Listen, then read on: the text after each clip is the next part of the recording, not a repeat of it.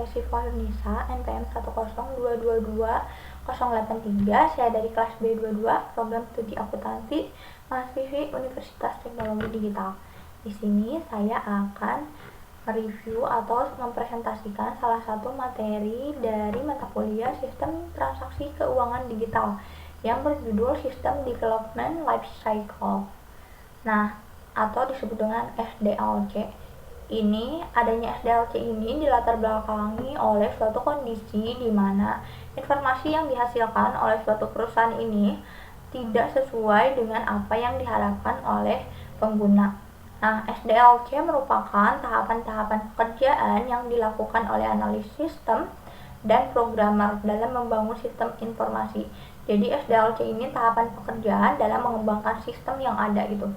Nah, langkah-langkah yang dapat dilakukan dalam menerapkan metode SDLC meliputi yang pertama, melakukan survei dan menilai kelayakan proyek pengembangan sistem informasi tersebut agar mengetahui bagaimana sistem informasi tersebut yang sedang berjalan dapat mengungkapkan masalah yang ada, dapat menentukan sasaran proyek, serta memberikan solusi yang akan diterapkan. Hasil survei pada tahap ini itu berupa laporan kelayakan berisi temuan-temuan, rekomendasi, pertimbangan biaya, dan manfaat.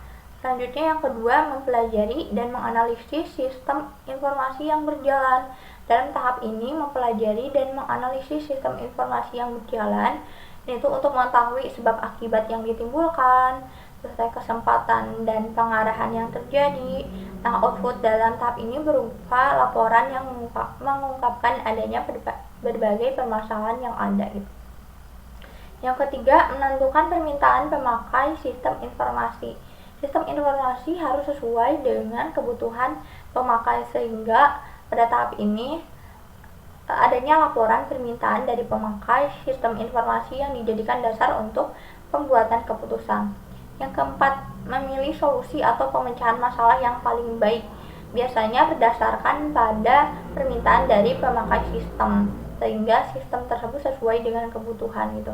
Yang kelima, menentukan perangkat keras dan perangkat lunak komputer yang nantinya akan digunakan dalam pengembangan sistem tersebut.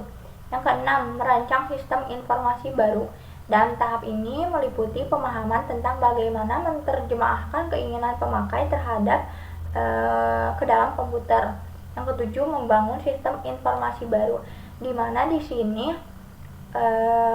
dapat memberikan pengarahan, mengkomunikasikan dan mengimplementasikan sistem yang baru terhadap pengguna gitu, sehingga pengguna nantinya dapat melaksanakan atau mengoperasikan sistem yang ada sesuai dengan prosedur yang sudah ditetapkan. Di samping itu pula ada pengembangan sistem. Pengembangan sistem merupakan proses memodifikasi atau mengubah bagian atau keseluruhan sistem informasi. Adapun tahapan-tahapan dalam siklus pengembangan sistem antara lain yang pertama, tahap perencanaan, yaitu meliputi studi kelayakan, diagram arus logis, kamus-kamus data, spesifikasi pemakai, perencanaan konseptual. Yang kedua, tahap perancangan, itu meliputi laporan perancangan sistem, rancangan atau desain bagan arus dan data, tabel keputusan, dan lain sebagainya gitu. Yang ketiga, tahap implementasi, yaitu meliputi perencanaan, perubahan atau pengembangan sistem, perencanaan pengujian sistem, dan jadwal operasi serta perawatan. Nah, selanjutnya teknik-teknik yang dapat diterapkan dalam perancangan sistem informasi diantaranya meliputi perancangan formulir, yaitu meliputi formulir gitu. Yang kedua, perancangan database terhadap data. Yang ketiga, paket-paket perancangan sistem, itu menstrukturkan masalah perancangan dan menghemat waktu. Yang keempat, pemilihan software dan hardware. Selanjutnya yang terakhir yaitu implementasi sistem informasi, pengendalian atas sumber daya, serta pemeliharaan dan modifikasi sistem apabila diperlukan gitu. Nah, selanjutnya ada analisis pengembangan sistem informasi. Ini tuh bertujuan untuk menentukan apakah sistem yang sudah diterapkan ini berhasil atau tidak gitu. Nah, adapun metode-metode yang dapat dilakukan dalam mengetahui analisis pengembangan sistem ini, yang pertama, analisis problem system, yaitu dilihat dari identifikasi masalah yang ada.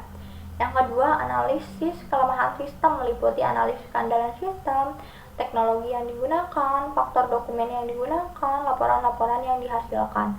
Selanjutnya ada analisis performa, informasi, ekonomi, kontrol, efisiensi, dan pelayanan.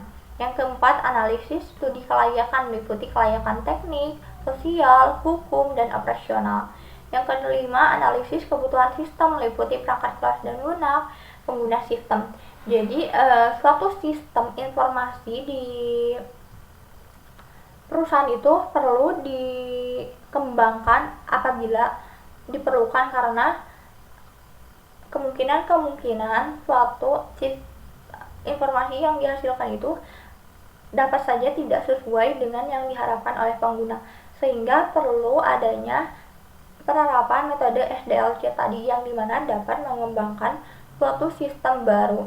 Selanjutnya, ketika suatu sistem baru itu dapat dikembangkan, maka perlu dilakukan analisis terhadap pengembangan sistem. Jadi kita tuh dapat bertujuan dari analisis pengembangan sistem ini dapat menghasilkan suatu kesimpulan bahwa sistem tersebut dapat berhasil diterapkan atau tidak gitu.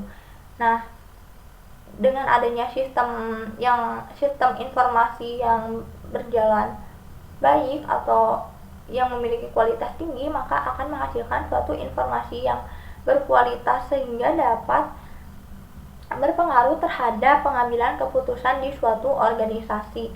Karena pengambilan suatu keputusan di organisasi itu acuannya itu dari informasi yang dihasilkan oleh sistem yang ada gitu. Nah, jadi sekian presentasi yang dapat saya sampaikan. Wassalamualaikum warahmatullahi wabarakatuh.